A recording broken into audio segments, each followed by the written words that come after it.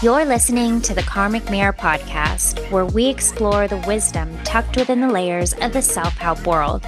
Together, we bridge the gap between esoteric teachings and practical tools for everyday life, with self-love and personal growth at the heart of each conversation. Whether you're a seasoned seeker or just beginning your path, join us and uncover the magic within and around you.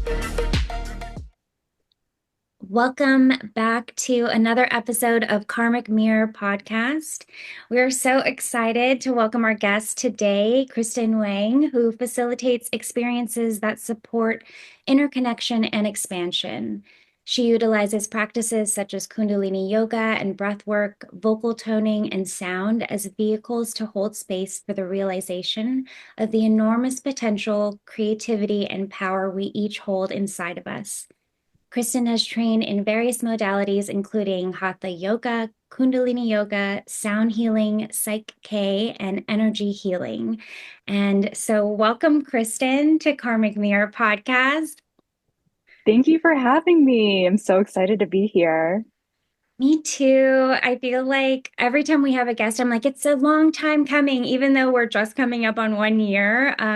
We're just shy of 1 year of Karmic Mirror, but a little backstory, Kristen and I met sort of through Benshin, which is also kind of the origin story of many people. I'm like, we met in Benshin, but we technically didn't meet in Benshin, right? Like we were... Yeah. So Yeah. I don't think I ever told you exactly how I found you. So in Benshin, we have in the daily meditations, everyone comments, right?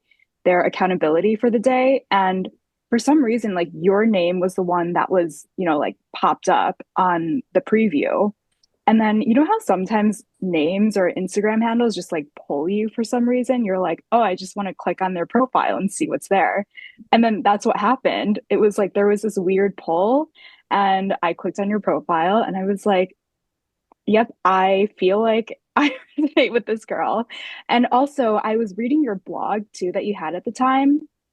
And you had a blog where you were talking about being a Taurus moon, and I'm also a Taurus moon. So I was like, okay, I know we're gonna vibe. Yeah. Oh my God. I love that so much. I remember when we first connected and you had mentioned like going to my Instagram, and in my mind, I was like, wow, first of all, I like never post, but I was, so it felt really cool. I was like, wow, this is just validation that you do not need to be on 24/7. You don't need to be doing all the things, and you can also like, you can take breaks and you can do all the things. I was thinking the exact same things. I remember that time, Kristen, and Michelle was not very active in her blog, and she was not very active on social media. And so that was the thing, and very, very four-line. We'll get into your human design in just a minute, but that is beautiful. And that theme yesterday too, Michelle, was coming up for me of my big website and being seen.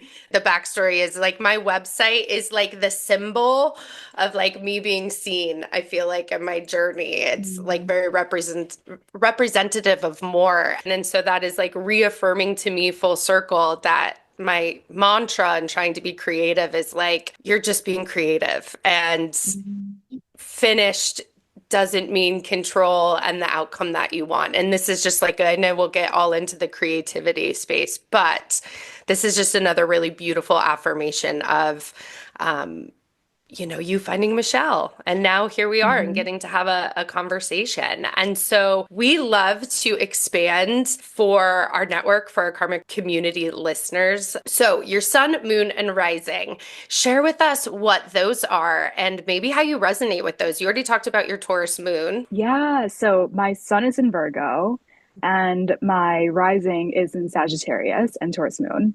Okay. I would say, yeah, Virgo sun, it does seem very aligned with me. I think like the classic Virgo archetype of very organized, very much into planning, very almost cerebral, like very mental, like a lot of mental processing going on, which is good sometimes, but I think for me it's like very overly mental sometimes. That's why somatic work has been so powerful for me. Just getting back into the body and using the body as kind of the mind first, and then the actual mind follows that. Um, and then my Sag rising, I definitely resonate with my Sag rising too. I feel like, I mean, I don't know. I know different astrologers have different ways of seeing the rising, but I know that in one aspect, it is kind of like the face that you show the world. And I feel like that is very much kind of the Sag rising, like the very expansive, like adventurous energy that's associated with Sagittarius, I very much resonate with. And yeah, Taurus moon, I would say I'm just very, I love all the material comforts of life, like the coziness. I love just being comfortable, which I feel like is so Taurus. I have a soft spot in my heart for Tauruses. I feel like I've been learning more about Tauruses the last couple of years, and I have a place in my heart for Tauruses. I love that. And I'm a Virgo rising. So we Everything get you each other. just said, Yes. yeah, I get. Michelle's laughing, and I'm like, yeah, that mental and Yeah. It makes a lot of sense though. I feel like with your Sag rising, especially, well, I don't know, it's so much more recent too, like just showing up so much and like just dropping videos and like there's this kind of Sagittarius rising that blends really well with the manifesting generator aspects, which we haven't even asked you, but I know of like just like trying the thing, right? And there's this optimism that comes with both with Sagittarius, I think, of like, you know what, like okay, like let's just try the thing, let me do it and not worry so much about any of the other surrounding aspects. At least that's how I perceive it with you, and Mm. which is really, really cool. And the Virgo, I'm so curious, and maybe we'll get into it, but like I always am curious to see how that plays that with your man-gen qualities, because I see it play out with Ali and I's relationship, how we work together is like that kind of groundingness of like having someone who is a little bit more structured and is more cerebral with like someone who's like floating on the clouds. So, but yeah, so I already threw out your human design. I know Ali was going to ask that next, but I was like, let me just jump in. But what else? We always ask like the three, your kind of your big three, I guess, in human design, right? Like energy type, your authority, but we always are curious to talk about profile as the other aspect of the big three, because it's so key. I would say, yeah, what you were saying with the Sag rising too. I feel like it is this, like for me, it's this belief that, oh my gosh, like anything is possible, which is, I think, good in a sense, obviously. But I think there's also an aspect where like the Virgo part of me is like, okay, we have to like bring it back to earth, like be practical and realistic. So Yeah. there's one part of me that's like, anything is possible. Like, yeah, like you can make $1 million tomorrow, of course. And then the Virgo part and like the more practical part of me is just like, okay, we have to be realistic. Like, what are the steps? And like, can't just be in la la land all day, which I totally am. But yeah, it's like this constant push and pull between these two energies within me. Oh my gosh. You know what also comes up is that Sag, if I'm not mistaken, something I learned about Sagittarius is that while Sag can be like so optimistic, the adventurer, right? Like all of those words associated with it, they can also be like really, really deep. It like have this polar opposite experience, right? Every sign, everything has this like higher and quote lower maybe frequency or shadow aspects to shadow qualities. And I think with Sag, you can get really into that like depth of my despair kind of there is that Mm-hmm. that it really exists with Sag, and I believe that to be so true. So it's interesting to hear you say that about like the grounding, like the practicality of Virgo, like okay, yes, yes, and also how are you going to get there, and what does that really look like so that we don't get into those lower frequencies of like I was so optimistic and I thought I was everything was possible and then it didn't happen and like now what do I do kind of thing. So I had a call or a voice note from a friend yesterday in one of my coaching circle groups, and she was like, I feel it's coming. And I'm like, I've been feeling it's coming for a long time, and I'm trying to stick with it. I'm a Pisces sun and a Virgo rising. So Mm, when you're talking about those dualities, Kristen, that really resonates hardcore with me too. yeah. Like the grounding, the practicality versus that dreaming we can, Hmm. it shows up probably a little bit different, but I feel yeah Oh in my that. gosh, yeah. Yeah, the dreaming aspect. And I also feel like it's almost an imbalance in our world too, because we've been so practicality focused that I feel like in recent years we've been moving more into like dreamy, like anything is possible, like fantasy world. So Mhm. it's like at the same time, like the world is kind of like pushing you into this new like dream world aspect too, which I love. It's like encouraging you to be more like manifest anything you want, like that type of energy. Um, but yeah, and then kind of like the Virgo aspect is more like, okay, let's be practical, like what's actually realistic. Mhm. And then I do see that through line of the Taurus for both of you all. It's so interesting. We're even just checking you out online and kind of digging deeper into, our background, your background, Kristen, for our conversation today. It's interesting because I see that through line between you and Michelle, and I don't know if it's because I know Michelle so well, but when you said that Taurus and when you were explaining it, it just that's kindred connection between you two. I can see the similarities there as well. It's cool. Yeah. What about human design? Talk to us. So, manifesting generator Yes. energy. Do you know your authority and then your profile? Yes. So my authority is sacral. So responding, yes.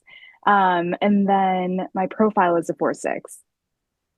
How does that resonate with you? What calls to you most that speaks to you that's really in late Yeah. your So journey? it's actually interesting when I first learned about human design. I couldn't really make the connection with my sacral. I was like, okay, I guess that makes sense, but it didn't really click for me. So I honestly kind of went away from human design for a while because I just didn't understand it. I was like, I still feel like I don't know how to make decisions for myself. And I'm realizing that it's because I was so disconnected from my body at that time. And the sacral is literally all about like your gut feeling, like being connected to your body. So, of course, it doesn't make sense when you're so like in your mind and not knowing what your body is telling you.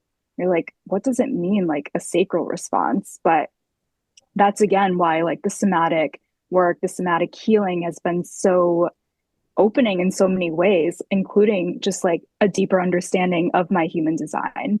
So I really resonate with the sacral response now.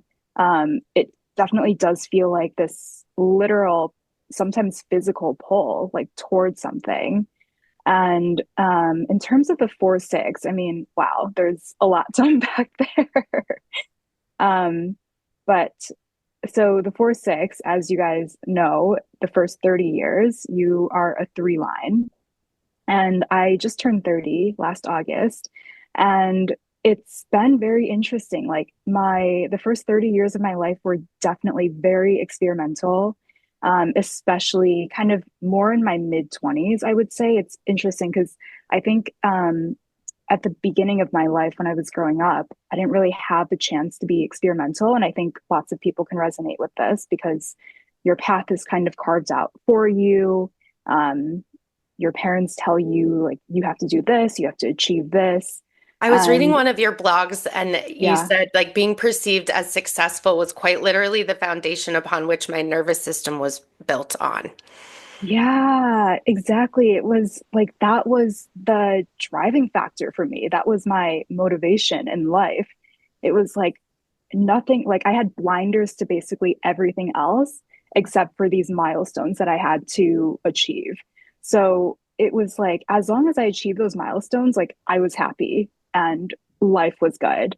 So it was very much about like just focusing on what do I need to achieve next. And then I remember there were times where I would try new extracurricular activities and they just like kind of wouldn't stick. So I think in a sense that was kind of experimenting too and like realizing what I didn't like, what I did like. But I think there was a little bit of shame in that too, with kind of my parents wanting me to sign up for these extracurriculars and like it not sticking. And they're like, oh, we invested so much in you doing this and now you don't want to do it. It's like there was shame associated with that. Like, why can't I just stick with something and be good at it? So there was definitely that manifesting generator coming out in that aspect and that conditioning as a result of it. But yeah, in my mid 20s, it's like kind of the first time you're really on your own and just doing your own thing. So I did have a moment where I was kind of at my dream job. Like that was the place in the corporate world that I wanted to be in, the job I wanted to work in, the industry I wanted to work in. And it was like, oh my gosh, like I made it. And after working there for not even a year, I realized how much I hated it. The work environment, the culture, just, and even the people I was surrounded by. I think one really big indicator for me was I looked around and I was at the people who were above me, and I thought to myself, I don't want to be you. Mhm. I like, that's not what I want to be one day. So I think It's that's a like your really big four line sign. screaming, I don't like these people I'm around. Yes. Mhm. Yes, exactly. It's like, yeah, it's like what we were talking about, Michelle and I, yesterday. Actually, the five people that you spend the most time with are who you become. So it's like, why would I stay in an environment of people who I don't want to be like one day? Um, so yeah, it was just like this big realization, like I don't like this anymore. And it was also interesting. It was like I didn't have a milestone to hit next anymore either. It was like, this is it. Like I made it. I made it, quote unquote. So that was when like the experimentation really started. So I quit my job twice actually, and I started experimenting with so many different I guess you could call them career paths or just like things that I thought I wanted to do. So I thought I wanted to be a health coach. And that's kind of what kickstarted this journey. I was really passionate about health and feeling good in your body. So I was like, okay, I'm going to be a health and fitness coach. And then that actually kind of evolved into, okay, I want to be more holistic. And I was learning about Ayurveda at the time. And I was like, okay, I'm going to be an Ayurvedic coach. And then I did a couple sessions with that too. And that kind of evolved into, okay, I actually want to be more of a life coach. And that evolved into, okay, I want to be a manifestation coach. And it was just so funny because manifestation and just the law of attraction, and I know those are kind of overused terms at this point, but I remember learning about it when I was very young, like in middle school or high school. And I remember it was like a Tumblr article or something. And I stumbled across it and it was just like, yeah, the law of attraction, like you can manifest anything you want in your life. And this was obviously before all of this was mainstream. And it was like something hit me, like something resonated in me where I was like, I know this is true. And it was like something where I had always known as a child, like there was more to life than what the people around me were living. But it was like this article kind of put it into form for me.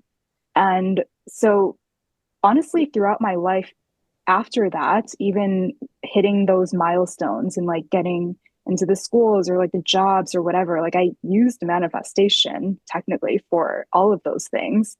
And so it became a really big part of my personal life, but something I never shared with anyone because I think a lot of us can relate. Like I was in the spiritual closet for so long of my life. Mhm. And so it felt like during this time in my mid 20s when I was trying all of these coaching modalities, I was like, this makes so much sense for me to help other people use manifestation to create what they want in their lives. So I actually did that for like 8 months and I was in New York coaching people and it was really interesting and really cool because it was something like I had never done. Um, but then I got to a point where I was like, okay, I don't think I want to do this anymore. So I got to like a transition period where it was like, okay, I don't know what I want to do anymore, but I also don't want to go back into the corporate world. And then there was just a series of events where things kind of lined up and I actually ended up going back to the consulting firm that I was working for previously, but on a more freelance basis. So it was much more flexible and it worked out. So I did that for a while and I don't even know why.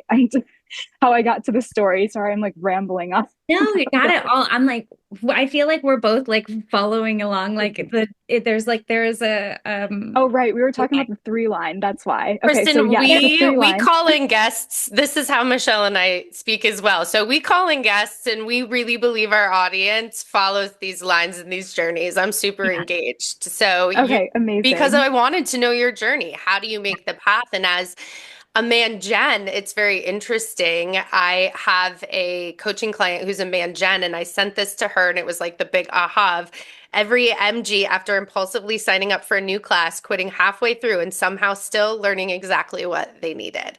Is Mm, all that I kept thinking about with your journey is you're like, I don't yes. know why I kind of wanted to do this. And then you're like, and then I just moved on, and then I moved. Right. And how very man gen of you is what I just kept thinking back on that. So take us back on that journey. You're freelancing now, but now the universe has set you up for a little bit more flexibility.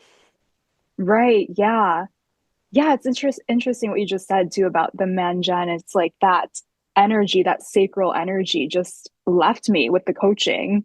It was something I was so excited about before, and then all of a sudden it was like not there anymore, even though I thought it was my calling at the time. And yeah, so I went into the freelance consulting work, and I actually have been doing that for the past like 5 years now. And then now today, I feel like I'm in this place where I'm almost going through that same or like a similar cycle that I did when I was around 25, 24. And it's almost like Michelle said this previously, but almost like a self-initiation into my on the roof phase. And it's funny because I feel like I'm going through something similar, but I'm able to see it at a higher perspective now. And I'm like, okay, I know that things might feel uncertain right now, and I am transitioning from this more corporate consulting environment into creating a career for myself that is more aligned with me. And even though it feels uncertain, but I know it's the same thing I was feeling 5, 6 years ago. And everything worked out and aligned perfectly during that time too. Even though it felt chaotic in the moment, it's like everything actually worked out and I actually got kind of the situation that I was desiring at the time.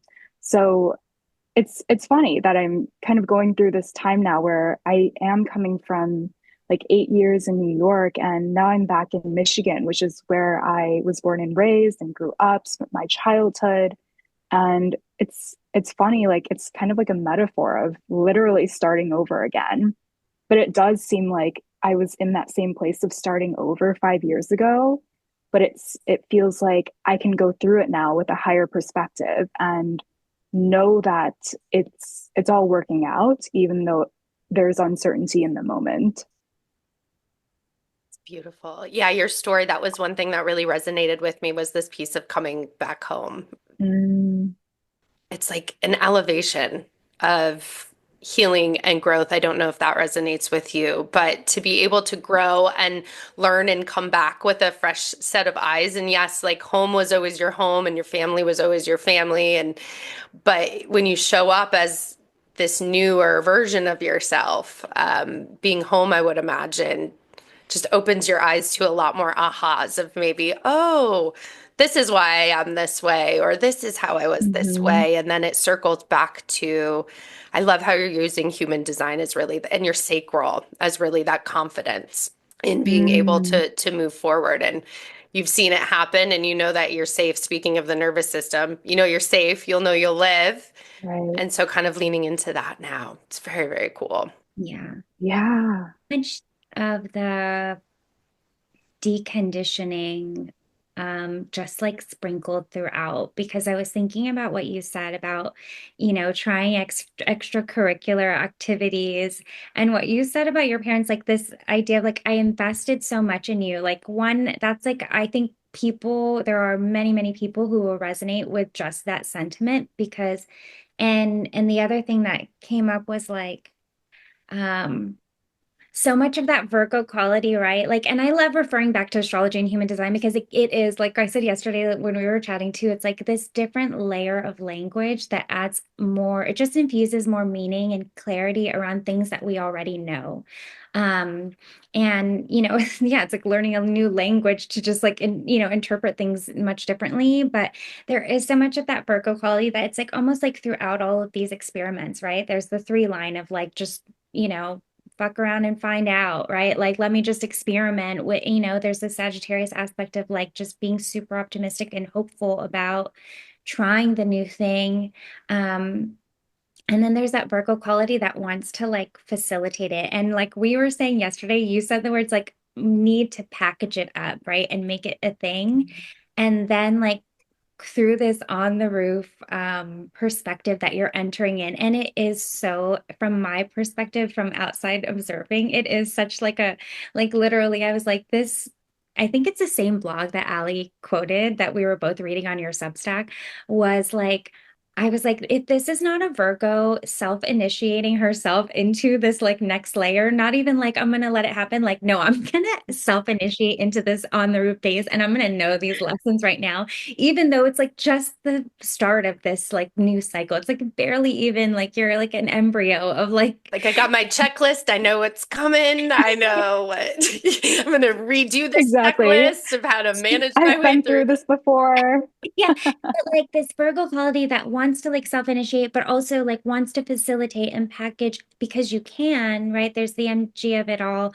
But then like maybe even like part of the higher consciousness realization, at least what I'm observing, right, is like that so much of it is literally just you being you, not even like trying to create or, like just literally like living super, like doing the things because every time you show up and you like experiment with popping like a random video online, not even random, but like a thought that you had, or you're in the car or whatever it is, because you've done so much experimenting, this isn't as not like it's like this comes more Mm, naturally, but there's this natural quality of facilitation that happens in the process that you're not even trying to do. You're like, I'm just trying to literally be me and I'm doing that and then it happens. And I love to like I love connecting the dots and seeing the through line. It's like such a I imagine that if you're a visual person, you see it laid out very visually, like this connecting these all these factors, which I freaking I love. We could geek out about it all day. And we're like here still talking about we're still in the introduction of the episode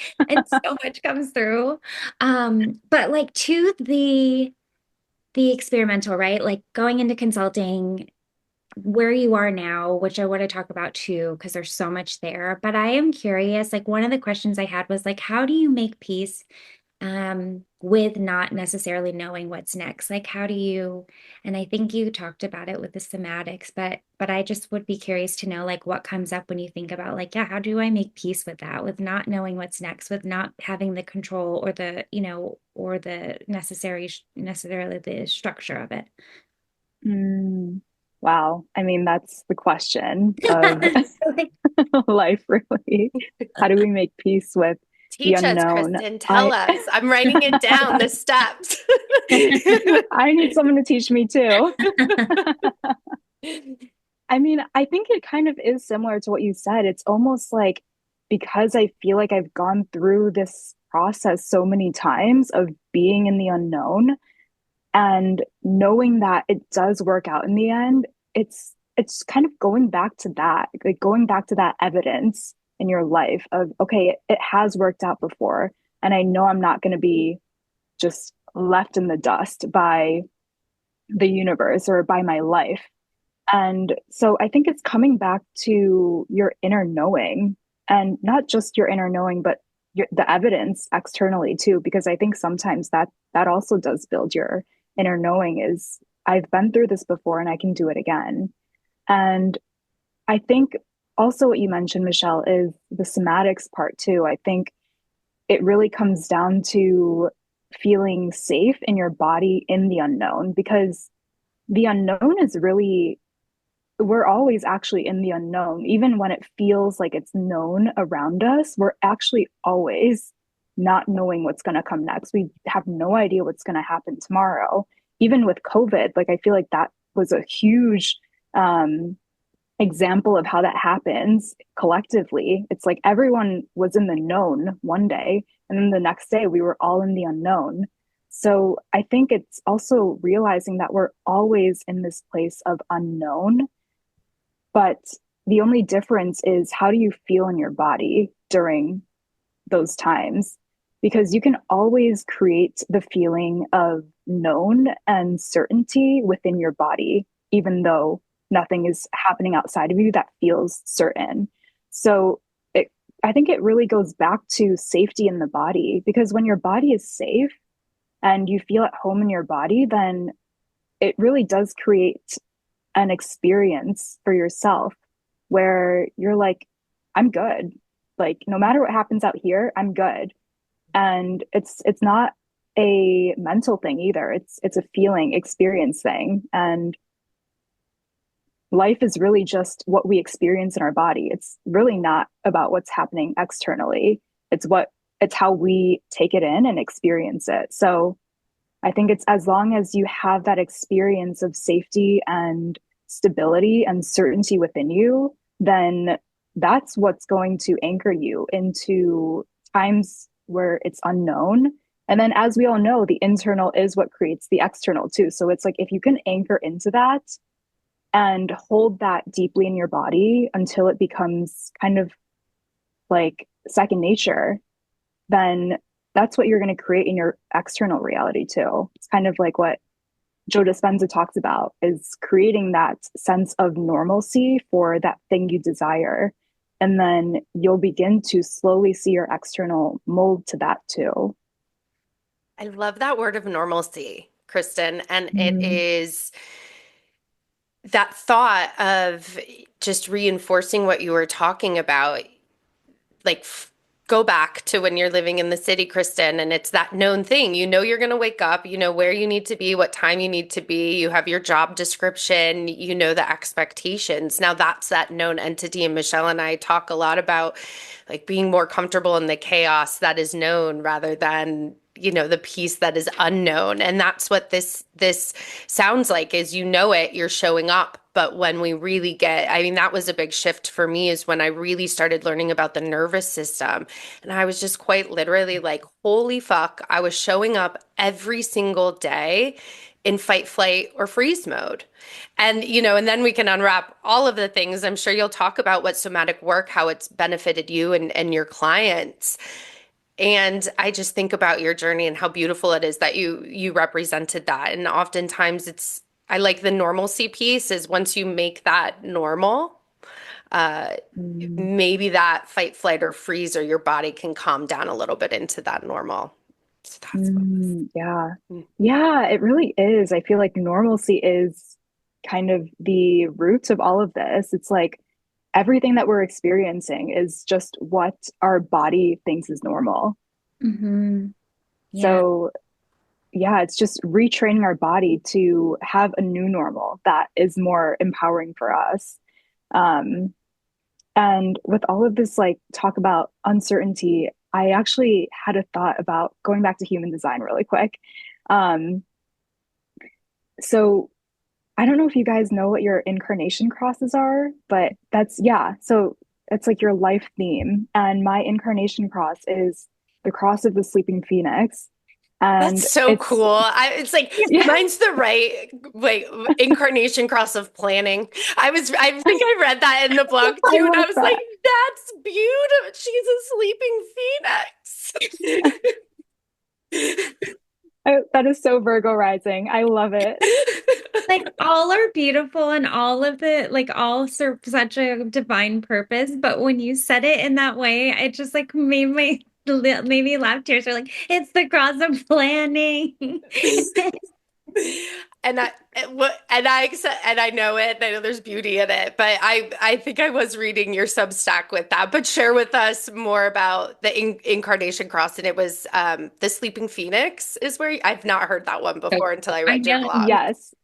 Yeah. So it's funny because I feel like it also goes so on brand with the manifesting generator and the three line with experimenting. Because the cross of the sleeping phoenix is about literally rebirthing yourself over and over again throughout the course of your life. And when I read that at first, I was like, I I don't want this thing. Yeah, can I get this back? Yeah, Can I exchange this for another? I don't think I signed up for this. But I mean, honestly, like looking at my life right now, it makes a lot of sense. Like even with this second phase of experimenting and rebirthing and retransitioning, it's almost like, wow, this isn't just representing my three line and then going into my six line. It's also representing this life theme that I have in human design of, okay, this is something that I am going to be going through over and over again throughout the course of my life, is really like experimenting, dying, rebirthing, and figuring it And out in all again. areas of your life, is my understanding, is that it's a theme woven into all areas Yeah. throughout your life, which then we can, I think when we look at the incarnation cross, I tend to always think, and it's very, corporate America of how could I use that? But when I started to think about it in my personal life, in my friendships, and in my relationships, you just start to look at those gifts as really beautiful, crazy, like synchronicities. And I think how cool for you that now you are this sleeping phoenix rising, and you will again, but you're sharing those gifts and your modalities and your practices with your clients and those who come to you Mhm. for support. And so I think, wow, just so expanding for me already, Kristen. It's just Right. And so beautiful. three line, right? Like you have, in order for the rebirths to happen, you have to live it and you have to go through it yourself Mm. and experience it in order to learn the lessons or cultivate the wisdom of all of that. And it's like burning it all down to rebirth is such a dramatic way of like the three line aspect too of like failing of like failure as you're learning. It's like an extreme version I feel like of that, but it's Mhm. really cool. Mhm. I love that. Okay, where were we going with that? Because there's so many different directions. Like we could talk about life themes, we could talk about all of it, but I do want to talk a little bit about just like staying with the journey too, like where I know that when we first started talking, you had already started, like you had already gotten a yoga certification one, right? And I remember towards the tail end of when you and I were chatting a lot in the beginning, you were like starting to consider Kundalini again because obviously Kundalini is like a regular practice. And I remember you were like, yeah, but I've already done a one yoga certification. And I was like, really? Like, when did you have time to do another? Like, I thought this whole time you were like here working in a corporate office. I'm like, when did she have time for all that? So just thinking about the journey, like, what are some of yeah, I don't know what my question is. More so just curious to learn more about like where that started within your path of like, were you getting into yoga? What was like the health coach? Like, Mhm. and just like, yeah, I'm just curious to explore a little bit more um of that side of it. Yeah. So I would say with the whole health coach or just being into health in general, I mean, I feel like that's also kind of a Virgo thing. Yeah, yeah, totally. I don't know that about, is that a Virgo thing? I didn't know that about Virgo. It's a very Yeah, earth thing. maybe it's like earth thing, like wanting to take care of your physical body. I think that's kind of what, Yeah. yeah. Or I know Virgo's also like associated with a lot of like herbal or like plant type of things. So yeah, I Yeah. mean, separate from the Virgo thing, I remember just beginning in high school, I started to get more into just taking care of my body and um being more conscious of what I was eating. And I mean, I think a lot of us kind of went through this where we start learning about our bodies and eating healthier, and then we get kind of too extreme with it. And that's where I found myself at too during high school, where I was becoming like very extremely restrictive and like working out a lot and like doing all the things to be as, healthy, quote unquote, as I could. Yeah. And that really kickstarted the whole journey, really, is trying to figure out what worked well for my body. And I think it was also because I grew up in, and I'm not saying this is only specific to Asian cultures, but because I grew up in an Asian household, food is just a really big part of it, just like a lot of cultures actually. But food is a big part of just connection and family and a way of life. Really, it's like like the whole day is really just focused on, okay, what are we going to eat next, and like what's the next meal, and like every meal has to be like this big kind of ordeal. And it's like if you stop eating what your parents make you, it's like this big ordeal, and it's not okay. Mhm. And so I think I was just really wrestling with the fact of um like if I change my eating habits, it's almost like changing my relationship with my family and this Yeah. way of life too. And so I think it was really trying to balance also like being able to, eat and be the way that I was before so that I wouldn't cause too much conflict within my family and my relationships. But at the same time, I didn't want to eat food that didn't make me feel good anymore, that didn't Mhm. resonate with where I wanted to be in my body. And so, yeah, like there was a lot that went into this journey of just wanting to be healthier and wanting to feel good. But I think really at its essence was I just realized that eating healthier made me feel better. And I almost feel like that was my first step into this somatic world too. It was like, wow, changing my body changes the way that I feel and show up in my world. So um, it was just kind of this first realization of, okay, there's something to do with like this mind body connection. And Mhm. and that really just stuck with me throughout kind of the rest of my life too, after I got really into it during high school. So as I went on to college and after college, I was still kind of the one who was out of my friend group, like health conscious and like wanting to like put healthy foods in my body.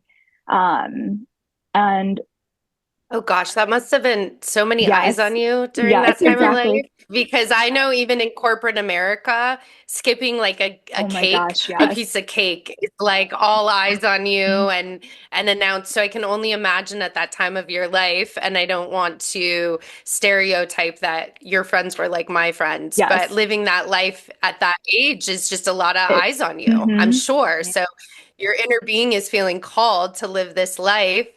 And then you're having to deal with, well, not having to, but what comes up is this separation from, and very four line. I can imagine that would be challenging as well. It's like, these are my people, and now I'm doing something that could disconnect me from Right. my people or make me stand out. And then you throw in all of that programming, Kristen. I'm just sending you a lot of Yeah. love. And that's, I don't know where that falls in your chart of like that persistence and going through, because that can be a really Oh challenging my gosh, time yeah. So to yeah, evolve. absolutely. It's like the people around you, your friends are like, why are you doing this? Or like you don't want to be the outcast. And especially what you were saying with corporate America too. It was like if I said no to like a piece of cake, it was like the weird like, it was the craziest thing. It was like I was I have people be like, oh, of course you're taking the right, stairs.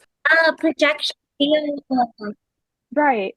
It's like everyone making you Yeah. feel ashamed for doing what you want to do.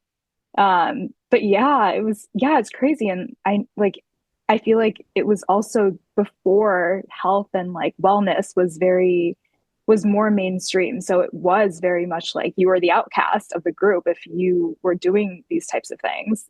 Um, I kind of forgot so like how I got into yoga and everything. So yeah, it was after I got into yoga after shortly after I began working, so after college. And I remember it was actually Y7. I don't, I'm sure you guys are familiar with them, but they are just, I feel like they're a good kind of gateway into yoga because it's still fitness. It kind of has that Mm. like trendy, cool New York vibe. So you're like, oh, I'm into this. Because I don't think my first yoga class would have been like a traditional yoga class because it just wasn't calling to me in that way. Yeah. So it was Y7. And even though Y7 is very like mainstream, it was kind of what got me into the door. of yoga. So I remember just going to Y7 and it was so healing for me. Like I became obsessed.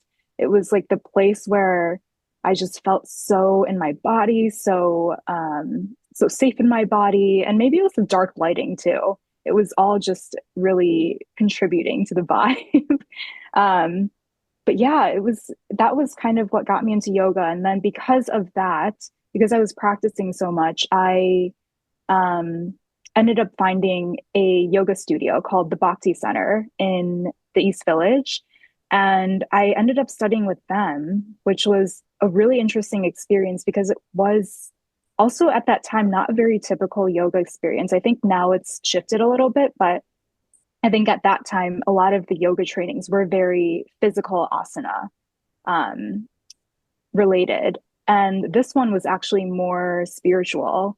So it was not really as much about the physical body, and it was more about the philosophy and the spirituality of yoga. And bhakti yoga is also all about devotion too. So it was very spiritual. Like we had to do um, kirtan too as part of our training. So it was kind of my first glimpse into What is kirtan for us common yes. So folk? kirtan is Michelle's shaking her head. I've heard bhakti before. I yeah. know Michelle's told me, but for us common folks, what's Yeah, so bhakti? it's almost like it's like it's singing together based in essence. So it's singing sacred mantras together in devotion to whatever like deity or god that they worship in the Ah, bhakti tradition. So it was almost a little bit, I don't know if I would say religious, but it was very devotional. So it was Mhm. also a little off-putting, honestly, at first for me too, because I never grew up religious and I never grew up really like worshiping anything to in the similar degree that they were doing it. But I remember going to kirtan and I was really resistant to it because it was literally like we were just chanting to worship these gods. And I didn't resonate with that idea at the time. But it was really amazing what happened. It was like as soon as I started singing, it was like tears were flowing down my eyes and just bawling. And I was like, I have no idea why I'm even crying. But it's Yeah. just the power of, I mean, the power of a lot of things, being in community, being using sound as a healing modality for yourself and listening to your own voice and just the mantras and the effects that they have on your body and the way that your body automatically recognizes the sounds of these mantras, even though you have no idea what they mean and you've never chanted them before. So it was, yeah, I think that whole yoga teacher experience just really opened me up to the different, uh, yeah, just the different ways of yogic philosophy and how much more there was to yoga in addition to just the asanas. is that what got you into vocal toning? Am I jumping too far ahead? But Kind of.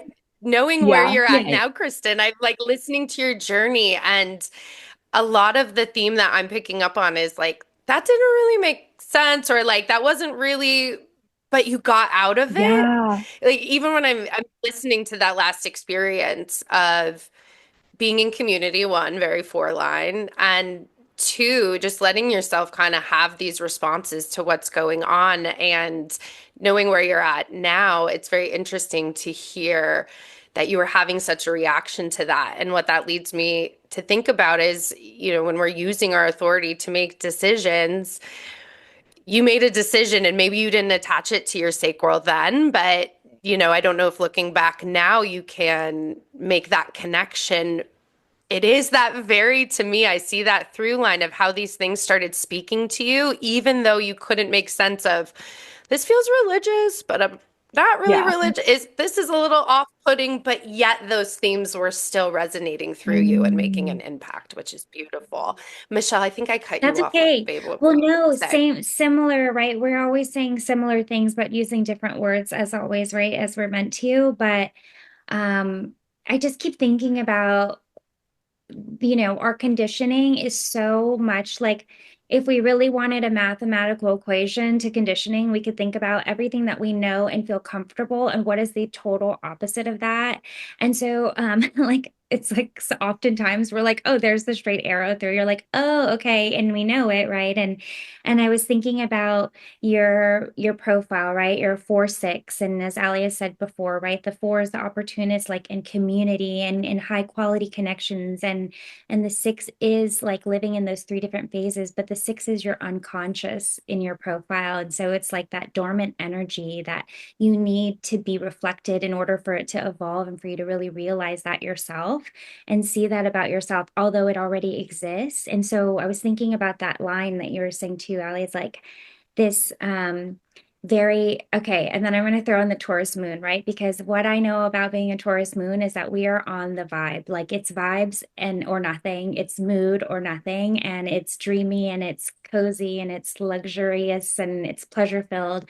And so like the Tauruses that I know in my life, like they're going to wise like now, currently, because it's the vibe, right? But I also think that that unconscious 6 line, right? This experimental tying to your life theme, right? The sleeping phoenix, like those needed to be awakened through these like kind of these gateways, right? Through that vibey kind of experiment where you can be a little bit more in your mental state of that Virgo, because that's what you knew for so long. And Gateway's a great word, yeah, Michelle. and teacher, right? Like it's like you needed that to kind of like start gently breaking down the barriers to where to get to where you are, right? Like you needed that safe landing, Yeah. that soft landing by connecting with what is known and what is comfortable. What's more comfortable than like the vibe of a Taurus moon? We're like, yep, that's it. I don't need to explain why, right? Like, or the sacral response. And then the other thing that came up was like with the somatics was this need to go in this Virgo quality of like finding things from a health perspective. It's very structural, it's very practical of like, yes, I'm doing this for my health because unconsciously I'm being nudged towards these deeper layers, but I have to go through this route of understanding. And the health thing came up because for sacral beings, it is like there is so much you Mm. have to kind of claw through to get to that connection to your sacral. It's like so innate, but it doesn't just exist on the surface. We have to go through the deconditioning and we have to get through all of that to connect with it because so often, whether it's like a coaching session, you may ask someone, and I have people who are like, who are sacral beings? And you're like, well, where do you feel it in your body? And the instinct is to be like, well, I think it feels like, no, no, no, don't think. Where is it? Now, what does it feel like? What is like every question to literally just claw through all the mental faculties of like how I would describe it and how I want it to sound, how it should sound to coming out of my mouth versus like the weird things that just don't make sense for a sacral being. Like it never makes sense. I have a client who's like, I feel it in my butt. And I'm like, yes, go stay with it. Like, yes, that's right. It sounds weird, but like, what does that tell you? Mhm. And he's like, I feel like I'm being pushed towards action towards this thing and I'm like yes like feel it stop thinking and so it's so cool to follow it and I think yeah like it's so I love the reflecting in real time. I love the going back and seeing it and I think yours is like you just paint this beautiful and we always say like rambling, right? Like but the rambling and I and I wrote this recently is like the ramblings are such a revelation when you allow yourself, and this will speak to the devotion and everything that we're going to talk about too, is like when you're in the right spaces and for the 4 lines, when you're in the right spaces, but most importantly, the right people and relationships, whatever that looks like, that allows you to ramble into your own revelations, or even as like we had a past guest, Sarah Duncan, who talks about her ratcheting to realization. Like everyone gets there in different ways. And sometimes it does feel because everything, the opposite of what we know, like how we know to naturally be, has told us so often that like the rambling doesn't make sense. And you're like, no, but that's my gold is when it doesn't make sense Mm. is when I'm actually onto something that is so freaking real and so true and such that inner knowing of like coming back to. It's such a beautiful thing to witness. So being in a space of get to the point Yeah, is not exactly it's it. It's not a fulfilling and loving space Yeah, for Yeah. sometimes you'll go sure. and you ramble, you ramble, you ramble, and then you say the last sentence, and the person in front of you is like, whoa, whoa, whoa. And you're like, okay, like those are the right spaces because then you're like, okay, it wasn't all for nothing. It was all just so right. Um and the kirtan, um, when I started practicing Kundalini, and started chanting mantra and then like getting into the music, which is like singing and is so meaningful and so powerful. And I really feel that it brought me personally, I did have a religious upbringing. It brought me back to church. And what I loved about church is the singing and the music. That was so deep. And that is what it there is something that's so universal, whether it's the words or whatever it is, it's Mhm. so deeply universal. It's so embedded in our bodies and our DNA to feel, and it goes back to like sound current, right? Like, are the water, like it is physically and in our bodies, this like spiritual transcendence of chanting, of mantra, of music, of sound is so, so real. And you used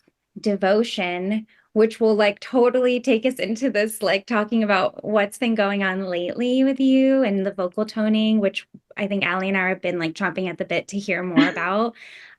So, so yeah, I guess I'll open it up there of like, how have you gotten, like you mentioned to me before that you had gotten into vocal toning a little bit before and you talked a little bit about today, but how is that now? Because I'm seeing you like, and maybe it's the same workshop that Allie saw that you were doing in Michigan. Like we were seeing one beautiful imagery, Taurus moon, of all of these things that you're doing like locally. So tell us more about, yeah, what are you doing in that sphere, in that world, wherever you want to take it? Yeah. So, yeah, vocal toning. It's so interesting. Like you said, it was something that found me years and years ago, but it was almost like an immediate hit of inspiration again recently, where I was like, I have to add this into my Kundalini sessions. And yeah, vocal toning is it's so layered because I think when you see vocal toning, so it's essentially using the power of your own voice as a sound healing practice itself. So instead of using like the sound bowls or actual sound healing instruments, you use your own voice as the healing instrument to, in a way, tune yourself back into balance.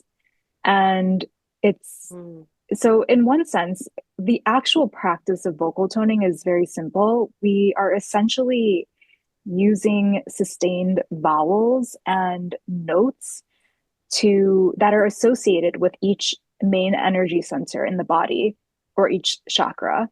And as you hold and vocalize that note, it's basically toning or tuning that chakra, and you are bringing yourself and that energy center into balance.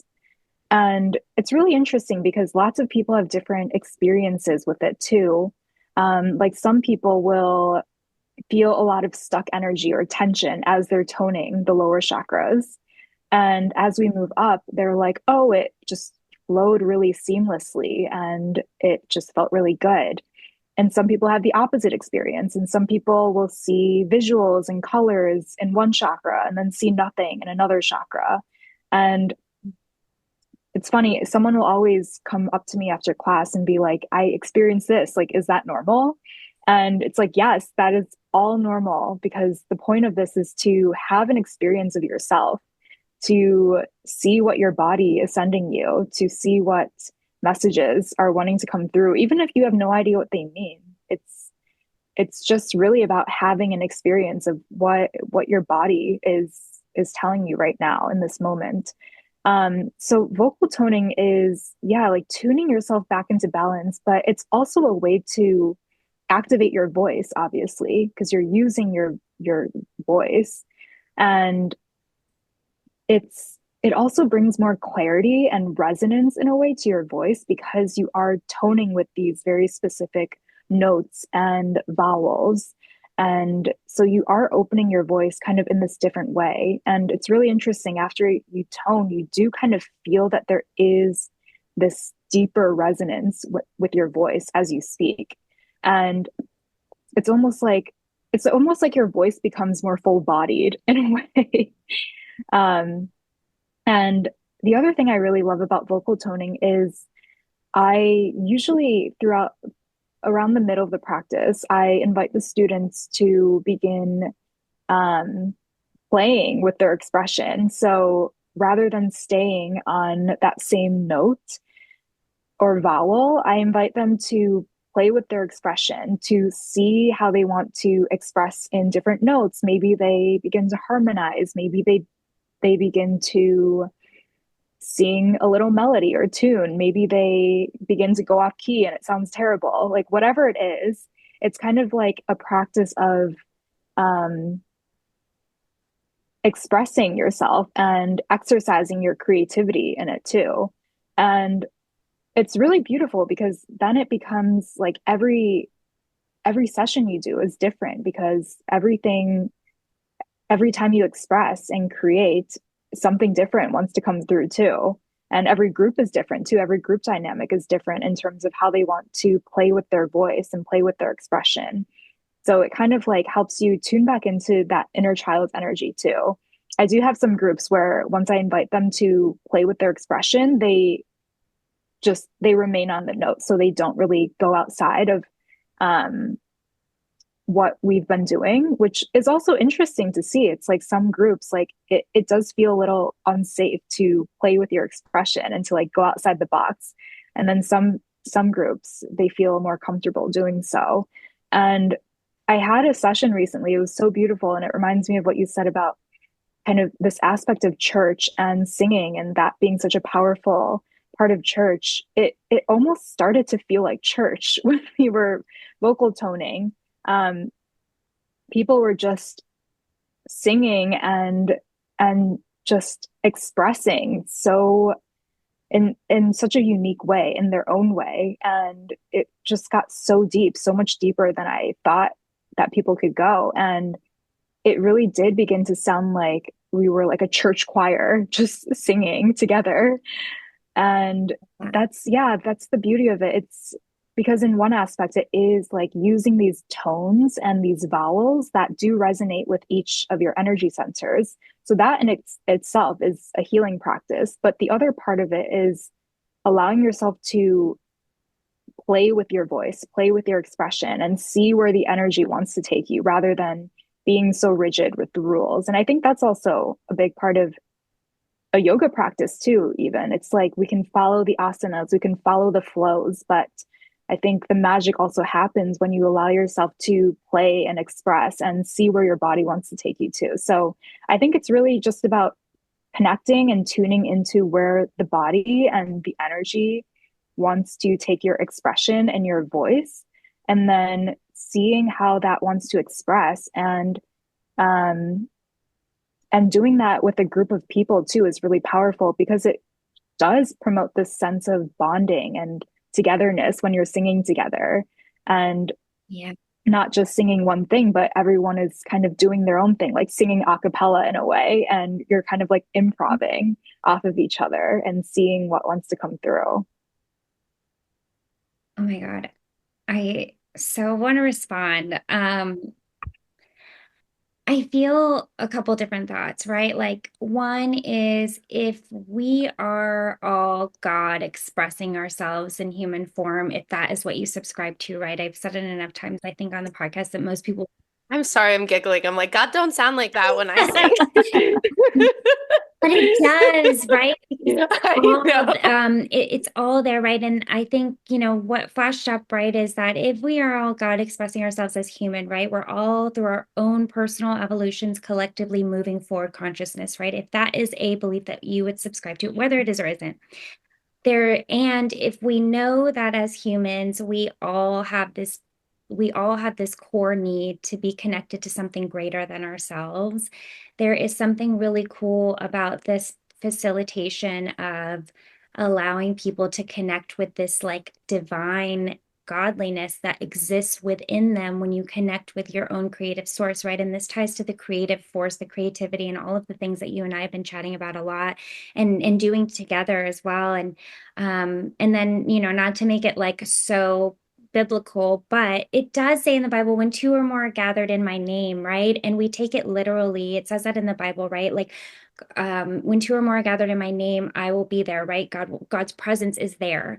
And if you don't subscribe to a religious belief, which you don't need to, like, I think that's the beauty of what we're seeing happen in the world collectively, is that we are, again, more breaking down barriers to God, because that has existed throughout history. There has always been men, not mostly men, but like humans that have created this barrier and created rules to disconnect you from your source, which is exists within all of us. We could not breathe, we couldn't have a soul if we were not an extension of this one greater consciousness.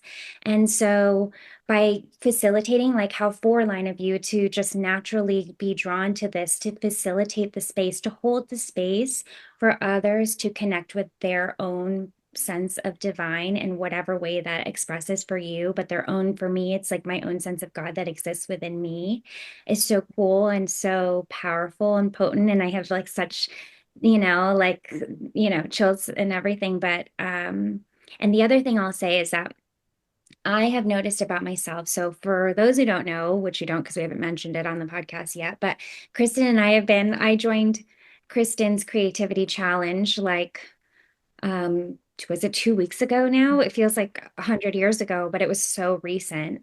Where Kristen just popped up on Instagram and was like, I'm doing a creativity challenge like 7 days, because you were already doing it yourself. And the goal was to just like express, create, and show up. And it's evolved into like a million different avenues. But what I noticed through the creativity challenge that I participated in the first time was that something that shifted, that was so unconscious to recently, was that I started to do this weird thing I used to do when I was younger, when I was like a teenager and a kid, and I would make weird sounds. Like, I don't know, as a kid from like the 90s. So we would also do prank calls and we'd be like, hello, like making weird noises. And so I used to do that until I like started being an adult and was like, that's silly. Don't talk like that. I had to run big beauty departments. So I had to be like this tough BI, HBIC. And so like I really moved away from that. And it's so funny because today you made me think about this, about how recently I've been home alone, or I've been like in the car and I've just been like making weird noises to myself. And I'm like this funny little like gremlin that's like re-emerged just as a result of like a byproduct of just showing up and being seen and being and creating something just for the sake of pure joy and creation and pleasure. And because it's my right to do so, because I'm a creative, like it's just our birthright to be creative in whatever way. You don't have to be this next visionary artist. You can also just be like, Sally Sue in your living room creating for yourself, and both are connecting you to that creative source power. And so it's really funny. You made me think of that because I was like, oh yeah, I have been doing that really weird, like just making very strange sounds. And I am a person like I'm sacral, but I have like a clear line to my throat chakra from my gut. It's a sacral being. So, so many of us have that connection, that gate. And so it is really important for me to constantly be like talking out loud or to myself, or like I sing a lot in the car. It's like I bless my husband because he's like not, he hasn't left for, there is not a song that Because God's not coming out of your voice when you're singing in the car. singing every song. Like the guy like can't listen to a single song in peace if I'm around. And so that is this essential part of me that I think, again, as you get older and you start to, really lean into the conditioning of throughout your life and different experiences, you really start to put, layers on that kind of, again, pull you further away from that real playful sense of truth of who you are. And so it's fascinating to witness that all come up. I don't want to oversimplify it because I know a lot of your work, Kristen, lends itself to this creativity theme and a lot of other themes. Just to wrap up, who is vocal toning appropriate for? Who could benefit from it? Because what I'm picking up is like, is it too simple to say people looking to find their voice, looking to find inner wisdom through their chakras and their voice? Who would benefit most from vocal toning, or who do you see come through your doors for your classes that benefit a lot? Yeah, I think it would I mean, yes, I think one group is definitely people who are looking to activate their voice in a deeper way and connect more with their voice. But I would say it's really anyone looking for, it's a nervous system healing practice at the end of the day. It is all about kind of balancing the system and calming the nervous system. So really anyone who wants to connect with their body more, who wants to um bring more balance to their nervous system.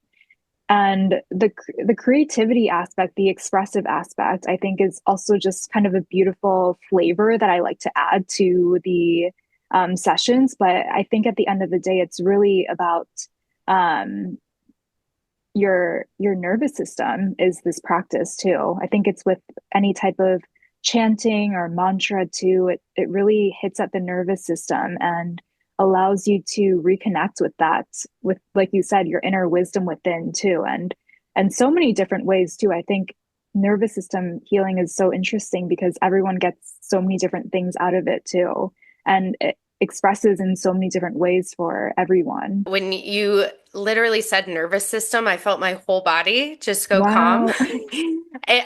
Almost as if, yes, like that's what people need to know. Mm. People who are looking to regulate their nervous system. This would be a really cool modality, I think, to check out, investigate, look into as well. I know there's a lot of benefits, but I just wanted to call that out that I literally, when you're like this nervous system, I just felt complete Wow. calm as if that was Yeah. that connect. I want you to start, Michelle and Kristen, talk to us about the creativity challenge.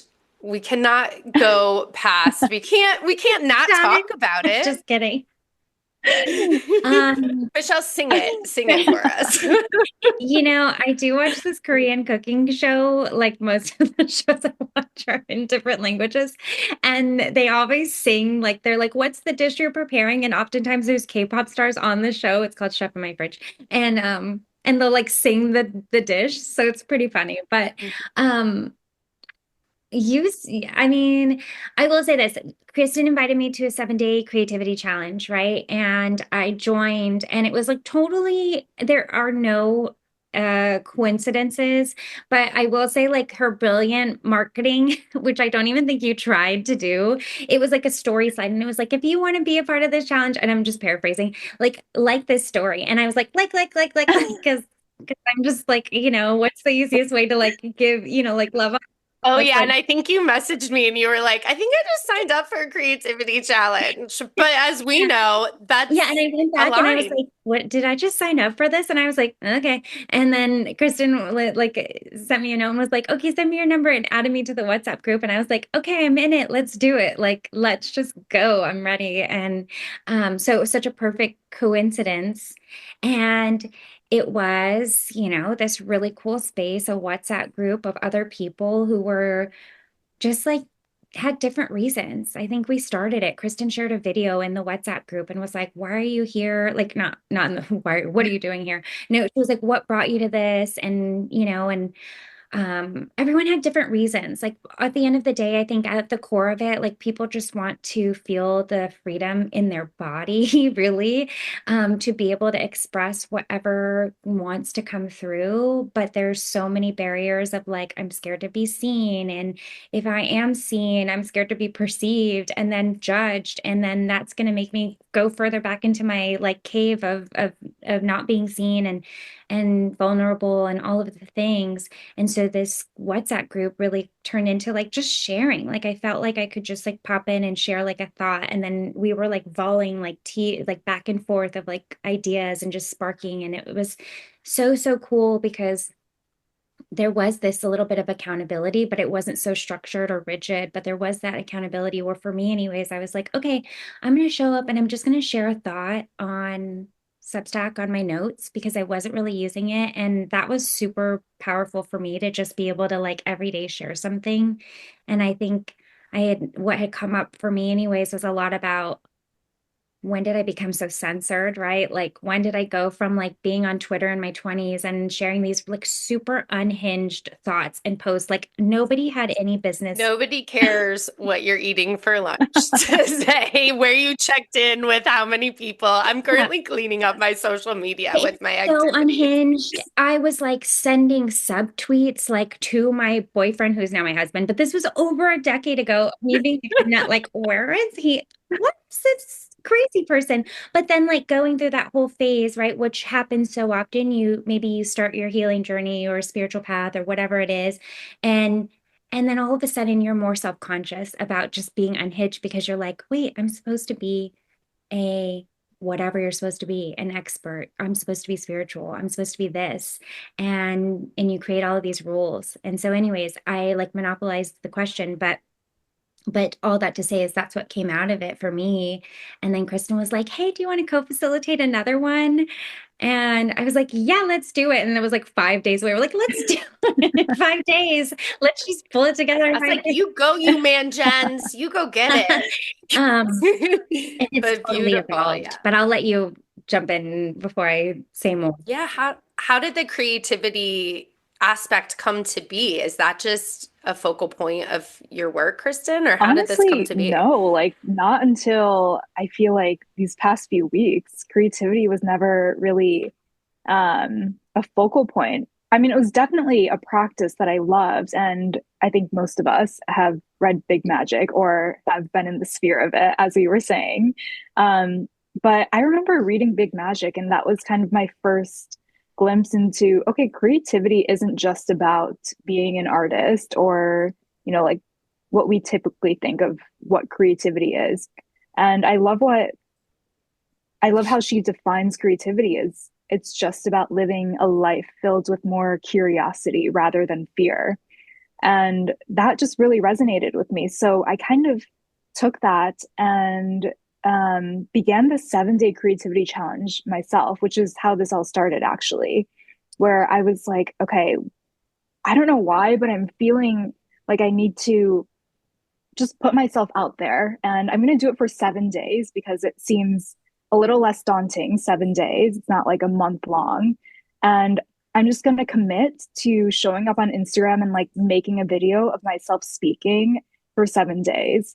And there was something in me that was just like, I think there was a part of me that felt stuck and like I needed to get some momentum going in some way.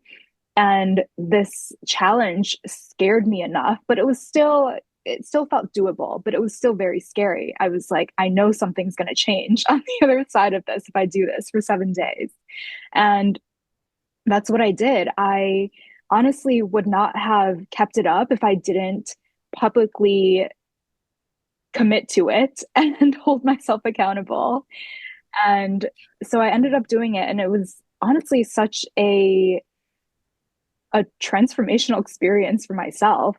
I think that there were a lot of things I got out of it, but one thing I will say, going back to the idea of normalcy, is it began to create this sense of normalcy in me of showing up imperfectly and feeling cringe or embarrassed that I was showing up. But being okay with it, it didn't have as much of an emotional charge on me anymore um, after the 7 days, where it was like, even though I didn't really love what I was putting out at the moment, maybe, or maybe like I wasn't perfect when I was doing it, it was like a sense of neutrality where I was like, okay, this is just what I'm doing. And it might be cringe, but it doesn't like affect my sense of self as much anymore. Um, so yeah, like that's really that was one thing I really got out of the challenge. And then also this idea of resistance was it's like we all know about resistance, but it's like when you actually just feel it and you do it anyways, it kind of creates an inner resilience in yourself too. It creates kind of more self-trust in yourself that you can do what you were going to say you were going to do. And yeah, it just kind of opened up the doors to more portals of creativity. And even just talking with Michelle too during the challenge, it's like so many new ideas of like, how this could evolve into different ways of gathering and different ways of connecting, different exercises people could partake in to spark more creativity. It just, I feel like, opened up the portal to so many other channels that could be created and experimented with. And I think a big part of this challenge was also the permission to experiment. And I think Michelle also said this during the challenge, but it was really like a permission to do something different. Because, and I'm thinking back to you kind of making your gremlin noises now too. It's almost like this permission to like just try something new. Like maybe I'll just make this weird sound again and see what happens. And Yeah. even with the Substack notes, like let's experiment and see what happens. Or with the Instagram reels, it wasn't about like trying to be viral or like get views. It was like, what happens when I just give myself permission to show up in a different way? And I think that's a lot of what we're looking for in general. It's almost like we just need permission half the time. It's not even about, oh, I need clarity or I need more ideas. Sometimes it's just permission to just do that thing that you already know is in the back of your mind and you have no idea what it's going to lead to. But um, it's like once you have that permission to just go for it and try it, then that's where kind of you discover the magic behind it. It's like this beautiful evolution that we have access. The fact that the three of us can be in different states and be having this, conversation and putting this energy out into the world. And now, Kristen, if you want to promote that Karmic Mirror quotes you often anywhere as like a testimonial, I'll quote you again. Because today I was thinking about this fear of being seen. And even more than that, this fear of being seen Mm, trying. And that, again, you all are having this creativity challenge. And I know by osmosis in my relationship with Michelle, I get to catch wind of it a little bit. But also, if you start to look bigger picture and how the energies start to work, your sacral was telling you something, Kristen, about creativity. And you knew, right, from experience, that very trial and error, I need accountability. Let me get my people, very four line. And even though I'm not in the challenge or signed up, it's still domino impacting because as I was preparing to talk to you today, and I don't know if that was a Substack or if it was a video post that you were talking about. I mean, talk about creativity. I was on my website. I mean, literally for like 6 hours yesterday, I was working on my website.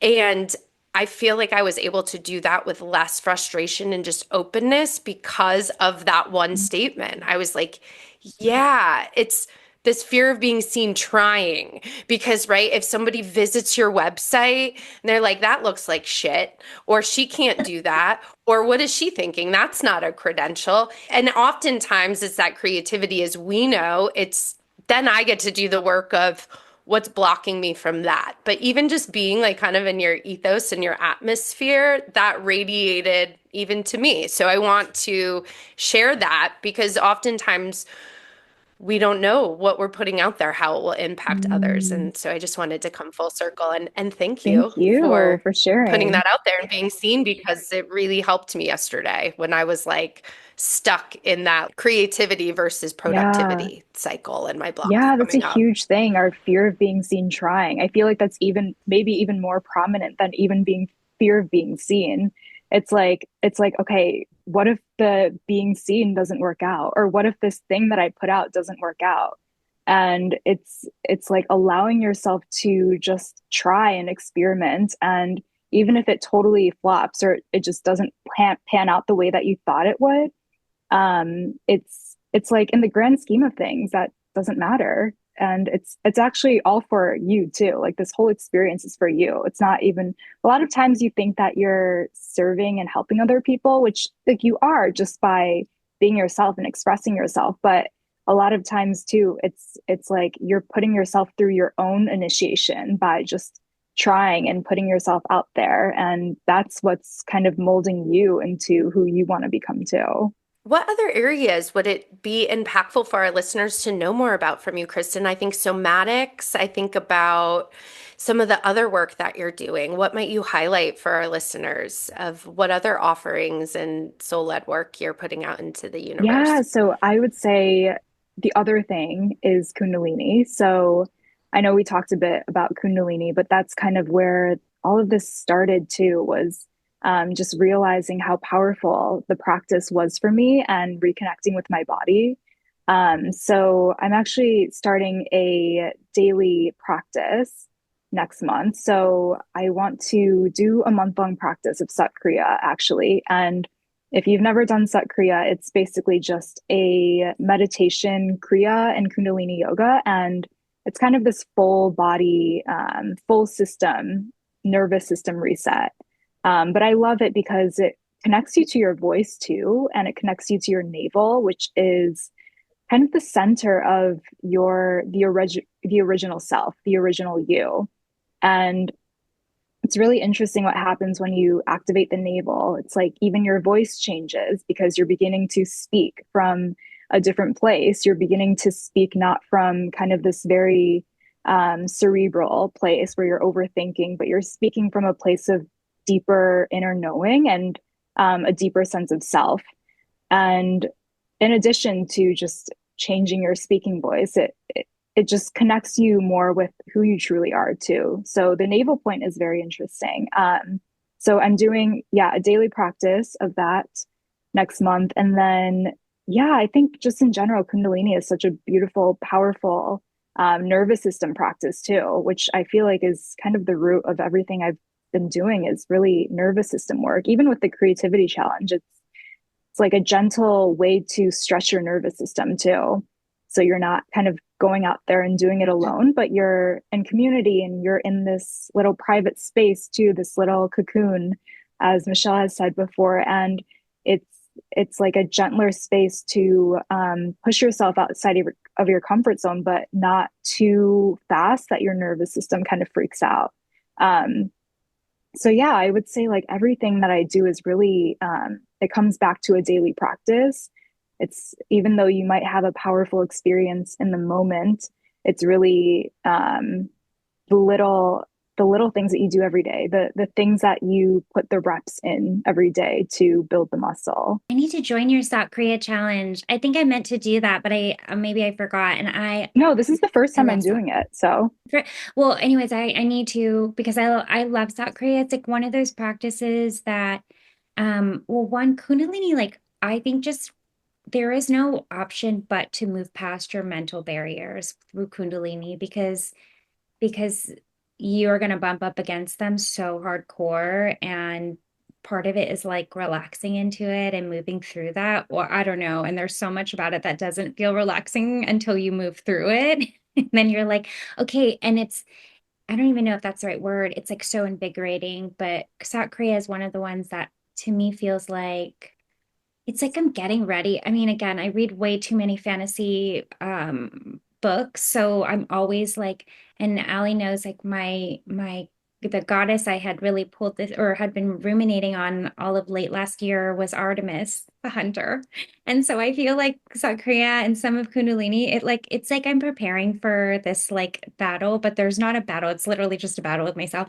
And but it makes me feel like I'm like strapping on my armor and I'm like getting ready to be that like super like huntress goddess. And so I've got to jump into that.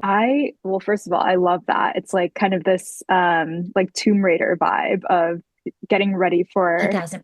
for your spiritual battles of the day. What else? Anything else that we want to talk about? If I were to ask who would benefit from your work, if we look at your whole entire body of work, because we talked a little bit about the vocal toning and Kundalini, but Yeah, I would say really anyone looking for nervous system regulation and strength. And I think maybe emphasis on strength because I think a lot of the healing space, and I'm only saying this because I've experienced this myself, is it's all about feeling good and needing to be comfortable all the time, which is absolutely needed, especially when you're coming from a place of um, maybe some type of trauma in your body that you're holding. And I think to an extent, we all hold some type of small or big trauma in our body.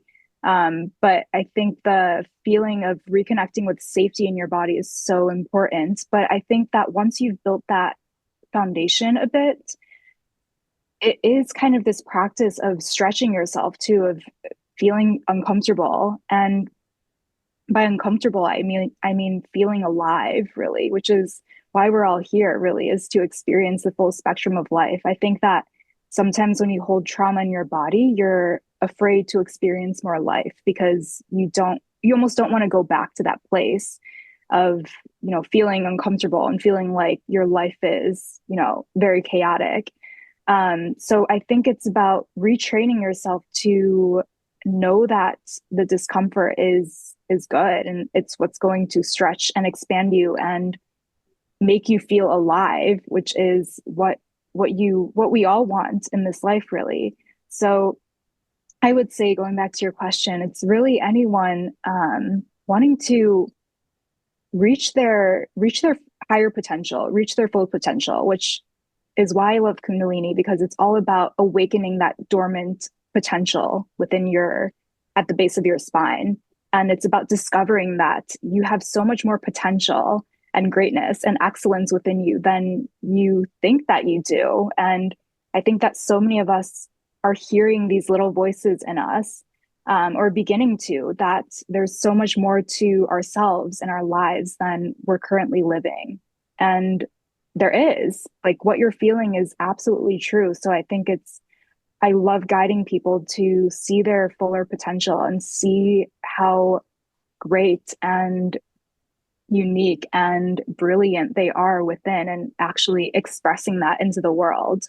Well, I love the energy you put out and the demeanor and checking out some of the videos you've had from some of your sessions. I can just feel the safe space you create for your clients and those who join. I also really appreciate how you throw yourself into your work. And I think that that is most likely what helps people who work with you really resonate with that work because you can feel it and you can help them grow. And especially just as you continue to evolve and see what comes out of these sessions, I can tell you're interested, you're intrigued, you grow, and that is only going to serve your clients so beautifully moving forward. Now, let's get into our personal space just a little bit. We love to end on some rapid fire questions to get to know you a little bit more, Kristen, and have our audience have some more expansion opportunities. So, as we rapid fire, what is a quote or mantra that resonates deeply with you? Oh my gosh, that's hard. Well, the very first one I thought of was the one I mentioned before about creativity, how creativity is about living a life of curiosity over fear. And that's kind of been my mantra and guiding light lately. Love that. What is memorable feedback that you've gotten from a client or student in your line of work? Mm. I think it's every time a student surprises themselves of what comes out of them or what they experienced or how powerful their voice was. That is always such a such a beautiful thing to witness, because it is like witnessing your potential coming out in real time. I can absolutely see you light up as you're like those moments. And I think the beauty of the work you do is that it's not checklist. It's not, hey, do this vocal toning and you're going to see XYZ or have this feeling or this release. It's literally what is individually meant for that person who's in this space and the work that you're doing. And I just giggle a little bit to myself because I've done work like that. And as like that Virgo rising, I'm like, no, just tell me everything I need to do. And so I would really encourage those who reach out to Kristen and are intrigued to go into it with an open mind and not a checklist, because that is where the healing comes. It's not supposed to look like everyone else's journey. Mm, It's supposed to be individual and specific to you. And that's where Kristen will step in and really help you attune to your highest good and your highest mm, potential. But I just want to layer in, like when we were talking about who benefits from your work, and I want to like really layer that it really is anyone that is really ready and wants to have that fuller potential, that higher potential just activated. Because I think there's something really interesting, and this came up with Stephanie when we were interviewing Stephanie Pereira Lima. She talked about what her energy activates in people, and she knows that she activates this feeling of courage in people. And that's, I don't know where that lies within, the all the many charts that we in modalities, but I do think there's something about you, Kristen, that does like just naturally your energy does. It's like a spark, it's an activation. Mm. And I don't know that it needs to be as like, you don't even have to feel the overwhelming need to step into higher potential, or let me kind of backtrack. I don't think that we need to realize all of the highest potential on it doesn't happen in one moment. But if you are like in that space where you're like, I want that spark or that activation to put me even more in line with that highest potential in whatever way, like that might look like a very baby step today of like, today I did something that felt playful. But so many times and for so many people, we're just not even, we don't even allow ourselves that tiny sliver of pleasure, of play, of excitement, of joy, of creativity, all of those things that come from that same source. And so I think if you like, yeah, if you're ready to just be seen and like sparked, something sparked and activated within you, I think you do that really naturally. That's how I experience it. And even just like Allie talking about reading your blog, and I'm like, no, she's doing it now, like, right? Like you're sparking and you're activating, and we're like at the end of the podcast, so maybe you have to come back and talk about this later another time. But you had told me about your gene key, the line one, and I was like, it just all connected. Like, yeah, that spark and that helps someone realize like self-realization. And you're not, and it's truly, it's such a beautiful gift. And so I wanted to share that because it is really, it's cool to witness, and I'm excited to see for myself personally, for Allie, the ways that, we continue post episode, but also just in other ways for you. And Allie, I might have to get you on this Sock Kriya challenge because I love Sock Kriya so much. It's one of my favorites. It's like one of the few Kundalini practices I can do outside my house where I'm like, okay, it doesn't look that wild compared to some of the other ones. Mhm. Like just like on the when for anyone walking in front of my house. But yeah, really, really like you're like that. Yeah, there's and maybe it ties back to the Sleeping Phoenix byproduct, right? Of this like spark. There's this fiery kind of like this like, yeah, like you're It's initiating like this something. calm confidence that you know is coming and is really powerful, is like the energy that I Thank pick up you. off of you, Kristen. And you don't have to define yourself by how I I perceive love you, that. but that's what it feels Wow. like, Yeah. is like this confidence and this power that just you don't need to be loud or verbose or out Mhm. there for Yeah. people to really connect with that. And not that being verbose is Right. bad, but Yeah, it's like Yeah. a little ember of a fire, right? Like yeah, the subtle yeah. ember, but that when other people come into contact, it sparks their own flame. And so Mm. it's this cool thing. But yeah, Yeah, I so love that. And if I can go back really quick to like the feedback to what you just sparked in me was when I think back to actually when I was doing more of the manifestation coaching, I think that's really when I was also kind of in that energy of sparking things. I feel like my energy helped people manifest what they wanted and like bring that to yeah. life. It was like that spark where I was like, no, like you can totally do this. Like this is totally possible. You can definitely bring it to life. And I feel like that energy really activated something in people to allow them to really bring that into their lives. So I would say that every time also someone came back to me and they were like, oh my gosh, like this happened after my session, like the thing that I wanted happened. And I was, that just like gave me so much joy for them, of course, but it really made me realize that there's like kind of this um, energy that I activate in people that makes that I don't know, kind of that forward momentum um, Mm. possible in a way. Yeah. Yeah. Don't lose that. Always keep that. Know that that's in you. I mean, Michelle's face when I said I spent 6 hours on and I got so much done on my website yesterday from like one little clip from you. I mean, that holds true. Yeah. We love to ask all of our guests, what does self-love mean to you, Kristen? Wow. What does self-love mean to me? I would say it's probably presence. it's the devotion to being present with yourself, because I think self-love means so many different things in every moment. Sometimes you need one thing, and other times self-love means something else to you. So it's not about following what is the definition of self-love, but it's about what does self-love mean for me in this present moment. And I think it's the willingness to keep coming back to the present moment, and the willingness to keep coming back to the lens through which you see your life, the lens of empowerment and love, and through that divinity, and going back to looking at yourself and your life through that lens is what will lead you to, I think, acting in a way that is loving to yourself. I love that. Yeah. All the chills, and I was holding my chest a little bit because I was feeling it right in my heart. Kristen, where can people find you? How can they connect with you and explore the work that you do? Yeah, so my Instagram is Kristen W. Wang, so two W's. And then my website is betweenthespace.co. And you can find all my information on there, connect with me there.